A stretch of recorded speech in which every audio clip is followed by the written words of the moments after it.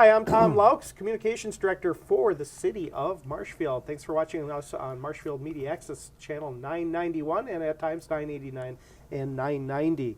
My guest on Connections is Scott Owen, the Fire Chief. Hello. Hi. It is our monthly show. Thanks for joining us. Yeah, thanks for having me again. You bet. All right. Well, we want to know what's going on in your department. This is a way we can bring it out to the community. Yep. I know you bring a report to the Fire and Police Commission that we cover monthly as well. Yep. But we can get a little bit more in depth of a conversation in the next 20, 25 minutes.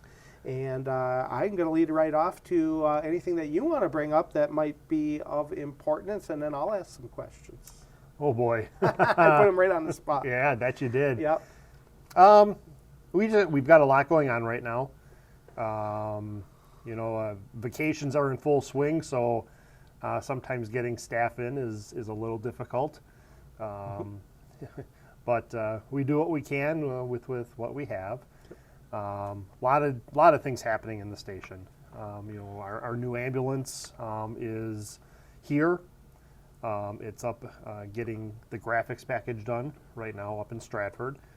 It should actually be coming back to the station, I think, on Monday. Wow, that's fast. Yeah, so it's been there a week. Okay. But it'll come back, and then it'll be stocked, and the crews will be trained on it, get some practice driving because it's a little bit different rig, and then they will put it into service. So we have that going on. Okay. We have... high school football games are starting soon. Mm-hmm. We have just a lot of different things going on. It seems like this is just our busy time of year, at least from an administrative standpoint, trying to organize things and get things going. And of course, budget is the budgets are now in the hands of of city administration, the city administrator, finance, and we'll see where that falls here pretty soon.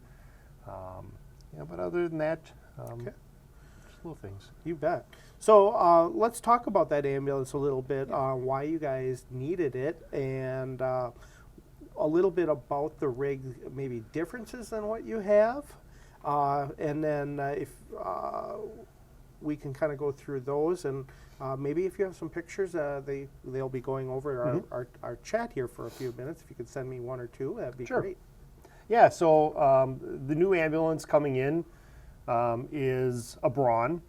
It's called a Type 1, so meaning it's got, the cab is totally separate from the box, the back end. Okay, so it's more of a truck chassis. It's heavy duty. It is a four-wheel drive vehicle. This is our first Type 1 four-wheel drive that we've had. We traditionally purchase a new ambulance every 3 years or so. It's part of our rotation program. Our ambulances are all rotated out after 12 years.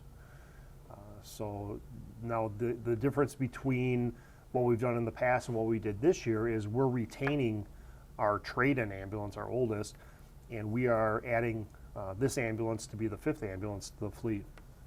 And there's a lot of pros to having a fifth ambulance here.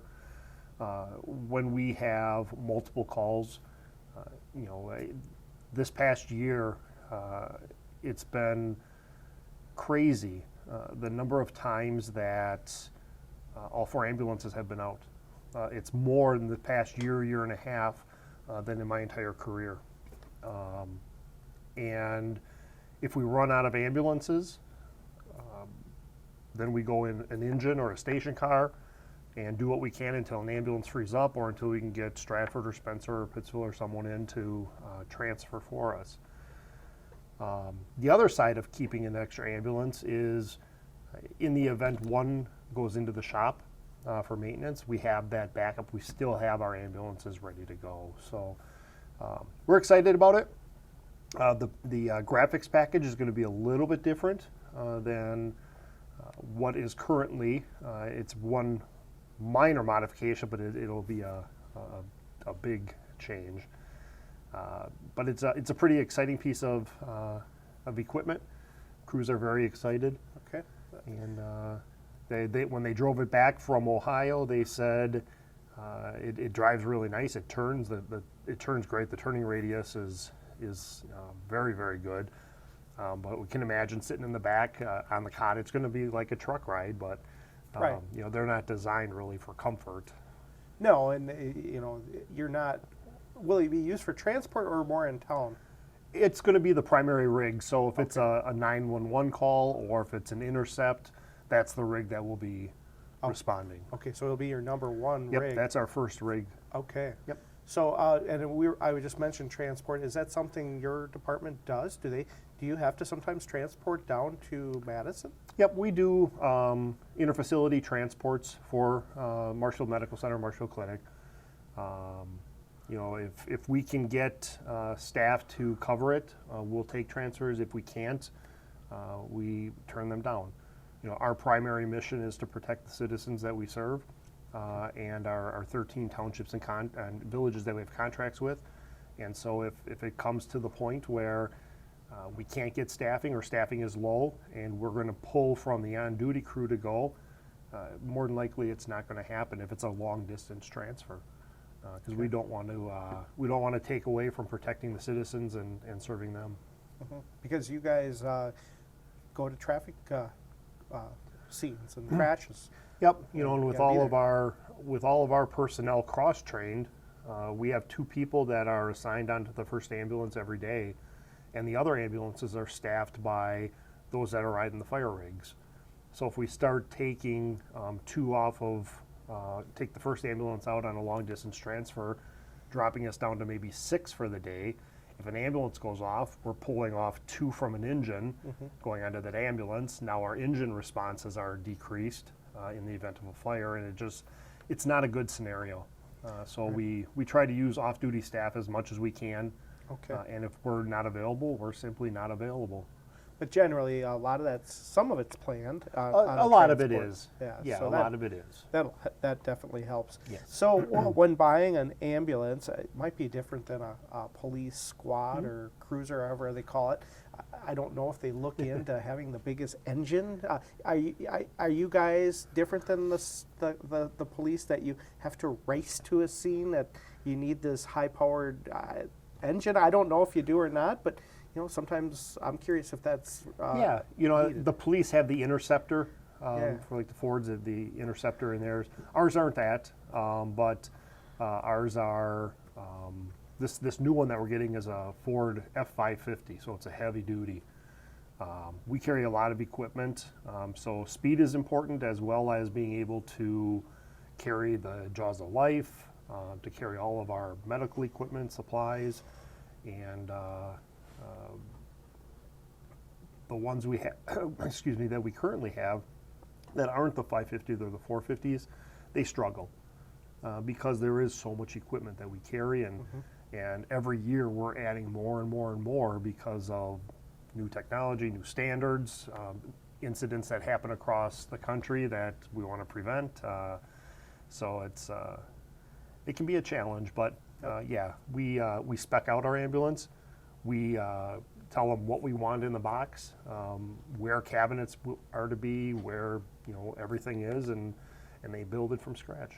Yeah, so that'll be neat. Hopefully, when you get that all ready, and we will be able to come out there and bring that to the community of what it can do if someone needs them. Yeah, needs definitely. it. Maybe feel a little bit better knowing that you guys have this on board. Maybe new AEDs. I don't know. Is there something like that on board? There will be new. There's a new cardiac monitor on there, and new bags. We've got all of the tools that we need to do pre-hospital care at the paramedic and critical care paramedic levels, and the citizens should feel really comfortable in knowing that they have a top-notch ambulance service and fire service here, and the paramedics, the EMTs, they work hard, they train hard, and they're pretty much ready to handle anything that is thrown at them. Yeah, and they have to go through quite a bit of training. They do. You don't just come and you're done. Right. You got to go through this every year several times. Yeah, so they have, after the initial class, once they're a paramedic or EMT, they have continuing education. Every 2 years, they have to go through a refresher class, and we do our refreshers monthly. So we knock out a class each month towards our refresher. So the crews are always learning different things, and if they are struggling with a particular topic, we can work with our medical director, and he can come in and do some training. We're working with him right now to do some simulation training up at the clinic in their sim lab. Yeah, it's always a learning process. It's never a dull moment when it comes to training. And the crews this afternoon, actually, now they probably are at a donated house, so they're doing some fire training right now. Yeah, I think it was on your Facebook page. Yeah. I caught that maybe a week ago or so. Yep. Can they burn that or only inside a little bit? How's that work? No, they're not burning it. There's a house just to the north of it that's pretty close. And when you start burning structures for training, there are a lot of requirements that you have to meet. The DNR has a long list of requirements, and you have to pay to have the shingles removed and the asbestos removed from the house. And you know, it's a lengthy process. But last week, when they started going in, they were doing search and rescue and rescuing firefighters and that type of stuff. This week, they're starting to tear into the building. So was it yesterday? I think it was Wednesday. Crews were there, and they were cutting holes in the roof and doing some ventilation training. Did some floor rescues from the basement up, and so by the time it's said and done, there will be more holes in that building than solid walls. But it's valuable training. They really do get a lot. We don't get as many fires as we used to. So anytime we can get out into a real structure and train and practice, that's a plus for us. Yeah, it definitely makes a difference. And is there like a mimic of smoke or anything that they can do? Yeah, we have a smoke generator. Okay. So that smoke generator, you can set how thick you want it. If you want a really thick fog, you put it in the house, you let it go for a while, and then it'll build up, and it comes out very similar to a real fire. But yeah, it'll obscure their visibility, and it adds just a little sense of realism to the training. Yeah. All right. Let's talk a little bit about EOC. I think people have heard of that, Emergency Operations Center. Yep. You guys deal with that a lot because you have like people incident command. You're used to that style. As we have trainings, there's actually one coming up for all of us. Actually, I'm going to be a part of as well. What's the importance of an EOC, like that kind of EOC? So yeah, our Emergency Operations Planning Committee for the City of Marshfield, we work in conjunction with Wood County Emergency Management, but it's a group of individuals, department heads for the city, as well as external participants come in, and we what if different scenarios. We put plans into place for different events.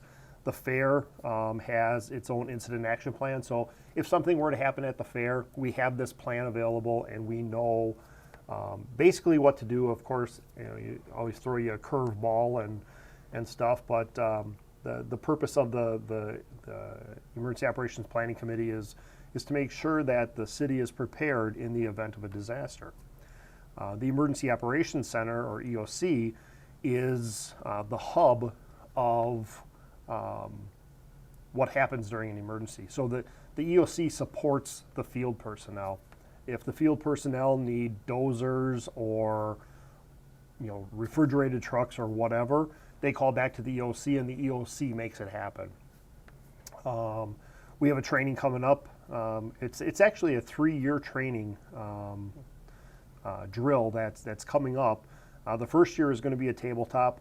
Second year is a functional drill, and the third year is a full-scale boots on the ground drill. We'll be doing a train derailment coming up here in September. The community won't see anything this time just because it's going to be in-house, tabletop, kind of working through the logistics and everything. But next year and the year after, they'll start to see some movement out in the streets. So it's important. We have a lot of railroad traffic. We have trains going through here all day, every day, and there's a lot of stuff that's coming across the rails that we need to be prepared for, and that's part of this drill. Yeah, and in your tenure here, fortunately, nothing's happened on our rails, right? It's been very safe. Very safe. Yeah, We knock on wood. Yeah, because our town here, the rail is used extensively. Yep. And it goes right in between town. A lot of rail cars do carry certain things that may be hazardous. Yep. Yeah, we're starting to see a lot of the Bakken crude oil come through. We have been for a couple of years now, but they carry ammonia, they carry other hazardous chemicals, they carry vehicles, they carry, commodity, like, goods for businesses and stuff like that. And it's kind of amazing when you watch the trains go by. We have access to what's actually in that rail car on an app that we have through Wow. Canadian National. And we can pull up, in the event of emergency, we can put it in the train car designation and see where it is in line and what is in there. And it's a very useful app. Again, luckily, knock on wood, Yeah. we haven't had to use it. Yeah. But just watching the cars go by Yeah. gives you a good feeling of what's out there. Yeah, that technology wasn't even aware that you had. Were you? What about Wyawega when that happened? Some of us may have known that 96, 95, maybe somewhere in there. Somewhere in Were there. you around here? No, I was actually down in Milwaukee. Okay. Our chief at the time for Marshfield was over there in Okay. the EOC working and stuff like that. But yeah, that was before my time up Right. here. But that was a train derailment, Yes. which really evacuated a lot of people, and I bet their EOC was pretty busy that day. Yeah, and being way back then, it was probably not much of an EOC. No. It was all new, if there was one at all. And a lot of lessons learned from Wyawega and other incidents across the country, and Right. and that's why we practice all these emergency plans. That's why we have the EOC, and that's how we improve what we do. All right. Well, we'll kind of touch back at one of our shows coming up, how that training has gone, because that's next month, and I think we could chat and see how everybody did. Yeah, For exactly. the real thing, Yeah. it does come, because you just never know. It could happen Right. in 2 minutes from now. Hopefully it doesn't, knock Right. on wood, but unfortunately we can't control those events. Exactly. That happen. Let's talk about any fire rescue calls that maybe have happened in the last month that are notable. So yeah, a lot of ambulance calls. This past week, there was a fire at Masonite Door, or Masonite Architectural Systems, I think is what it is. Old Marshfield Door is what we all know it as. And call came in on August 20th, just about 12:30 in the morning, for smoke in one of the units. Anytime we get a call to Marshfield Door and smoke in a unit, it's never a good thing. It's one of those that puts a lot of people on edge because there's a lot of things that can go wrong in these units. Oh, But the crews got there. They found smoke coming from the unit that shouldn't have it.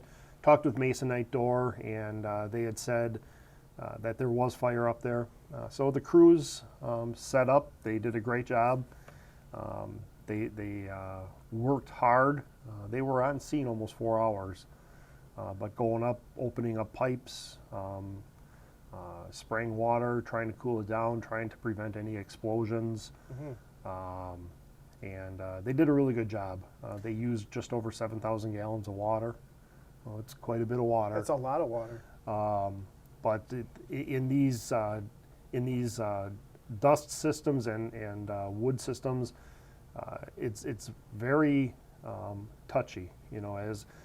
As you start to look at it, the smoke kind of dissipates a little bit. As soon as they open up another hatch, it gets oxygen and it goes big. So it was a very short night of sleep for many of us. Yeah.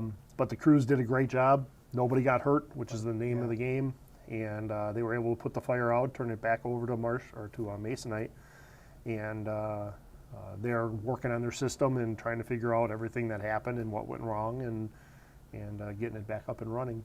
Do they have like some alarm that went off at that time, or did someone there see it? Yeah, so inside of their ductwork, throughout the plant, they have sensors, and as soon as that sensor detects a flash, it automatically starts their deluge system, which dumps water. The problem is this fire was above the deluge system.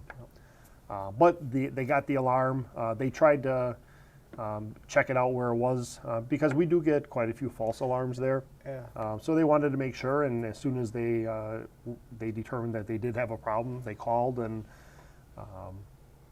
yeah, the detection system did its job. Yeah, that's great. You're talking about false alarms, and you do guys get those from time to time, but you have to treat it as it's a real thing, because you don't know it's false until you hear it come from dispatch. Is that right? Yeah, and even if dispatch calls back and says, you know, we talked to someone, it is a false alarm, we always go. Yeah. We don't consider it a false alarm until we determine it's a false alarm. Okay. You know, we want to make sure it's probably no different than the police department. You know, if they get called to someone who has a gun, and we get on scene and we say, oh no, there's no gun, they're still going to come and check it out to make sure. I think that's a great idea. They're the experts in that. We're the experts in this. So we always send at least one engine. If they call back and say it's a false alarm, we send one. Even if it's canceled before we get out of the station, we send the inspector, usually the lieutenant or relief, to double check, make sure, and to get some information. Yeah, you never know. Someone might think they have it out. Exactly. They don't. Exactly. And I'm sure you've seen this in your career. It happens. It happens. And Yep. you guys are the pros at it. Know what to look for. Right. And sometimes none of us, we think we do, but we don't. Right. Right. Fire does some odd things, and it's good to have you guys here. Yeah. All right. Well, we went through quite a few things today. That we did. It. Yeah. And then, like next month, we'll wrap up maybe the ambulance, the EOC, if that's right after the fact, if I remember the date, or we'll bring them back. We'll talk about maybe October, the Fire Prevention Month, in that time, and kids and what you guys might do there. Yep. And probably even the Fire Memorial in Rapids is happening in that time. Maybe if there's anything in there we want to chat about, we can do that too. And whatever else comes up, fire, police calls, hopefully they're at the lower end exactly. for you. But, you know, fall's and then we'll talk about in October, Halloween, and all these kind of things that your heat starts coming on. And that's a whole nother world as we go. So, well, thanks, Scott, for coming. Thank you for having me again. All right, I want to thank you guys for watching me and Scott here on Connections, our monthly show that I do with different department heads and chiefs, and we get to know you a lot better. That helps a lot and brings that out to the community. And please share this program if you will. Again, thanks for watching us on channel 989 as well as 990, and this is always on 991 as well throughout the month. Just tune in and check us out on the guide that comes in between your programming. Again, I'm Tom Lokes, Communications Director for the City of Marshfield. Thanks for watching.